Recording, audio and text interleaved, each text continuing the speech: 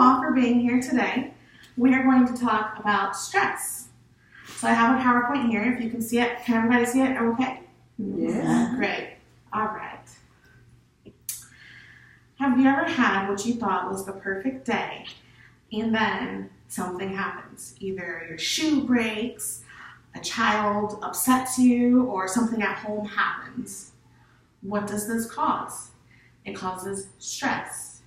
What do we do with this stress? Is stress healthy? You are about to find out. What is stress?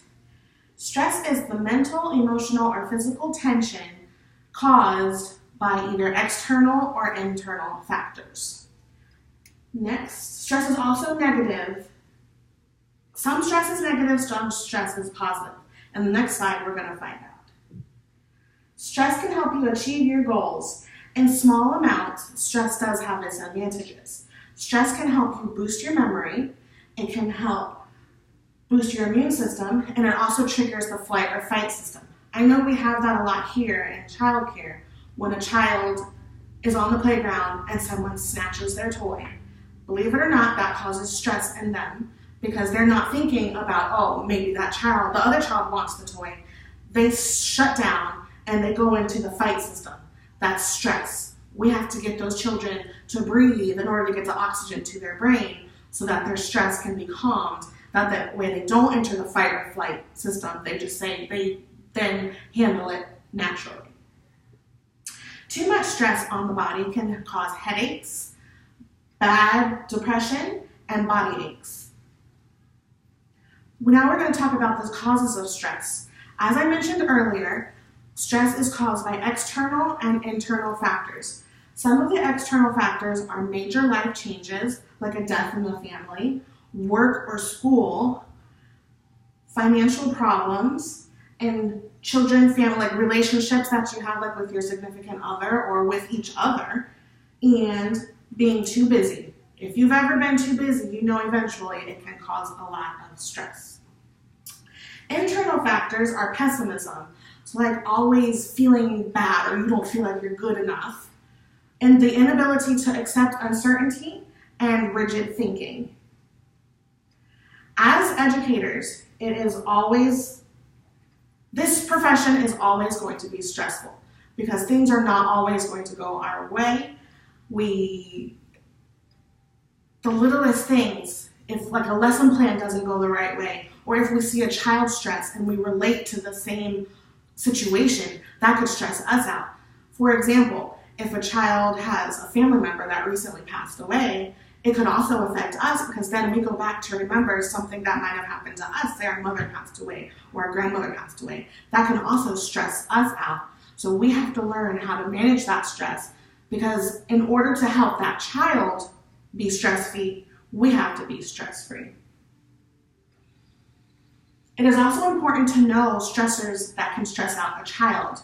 Some common ones are if they're moving. So if they're moving from point A to point B, or say we have a new child that is coming into our program that has moved from, say, Miami to Tampa, that can be stressful on them as well. Think about it. They left their family. They left their old school. They left their friends. They left their home to start new. And then they're coming into our center. They don't know anyone here. The only people they know are not even here with them. That is stressful on a child, and it can cause behaviors. Another stressful factor is maybe if there's a new baby in the family. If they're a single child, they are going to start acting differently because all of the attention is not solely on them anymore. Now we're going to talk about stress management and what you can do to live a stress-free life. My favorite is meditation. You don't have to be doing yoga to meditate. All it takes is you close your eyes and you take just deep breaths. If you have an Apple Watch, there's an app that tells you to breathe. And it gives you can do from either like 5 minutes all the way to 10 minutes. And I think you can do more. And it makes you calm down, you think, and you meditate. You just think about the situation or anything that happened. Or say you just need a minute. All you have to do is breathe, and then the stress will more than likely go away. You can also exercise. When you exercise, endorphins are produced, and it makes stress go away. Time in nature, when you step outside, like when I have a bad day here at work, all I have to do is step outside and breathe, and I automatically feel a lot better. If you get enough sleep at night, sometimes when you don't get enough sleep at night and you go to bed stressed, you not only wake up stressed the next day, but you're tired, which also stresses your body out because it's not well rested. Connecting socially.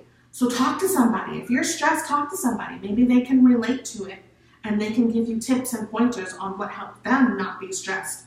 Or they can tell you a story about when they were stressed and what they did to not be stressed anymore.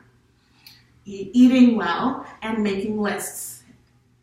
In order for me to not be stressed sometimes, I make lists. I make to-do lists. That way I know what I have to do, when I have to do it, and then I'm more than likely stress-free because I know I've gotten it done, because I wrote it down and I did it, and then I'm not at the end of the night, oh, I forgot to do something in bed, and I'm like, oh, well, I can't go back to work and do it now. Therefore, you make a list and get it done. Therefore, you don't have to worry about it later.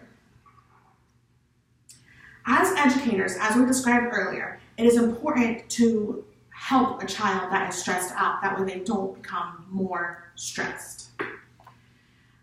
Maintaining a normal routine in your classroom helps a child on a daily basis. When a child knows what to expect next, they don't have to worry about what's going on in their day. For example, if a child is in foster care and they are moved from home to home, they don't know what's going to happen. They cannot predict. So in childcare, as educators, we have to try and keep them on a scheduled routine. That way they know, okay, after nap time, we get up, we have snack. They can predict. Therefore, they're not stressed because they don't know what's going to happen next. It's not like at home, the caseworker comes in with a black bag, okay, grab your stuff, let's go. That child is now stressed out because they don't know what's going to happen next. They don't know what their future is going to be. So as educators, if we can control that as much as possible, we can help these kids to not be stressed. Also, you have to think about you before you help another child. Before you go help two children in an argument, before you try to help a child that's crying, you have to make sure that you are stress-free and that you are self-regulated in order to help that child. Because if you're not, then you become stressed, and then it's a lose-lose situation, not a win-win situation, and that's what we want.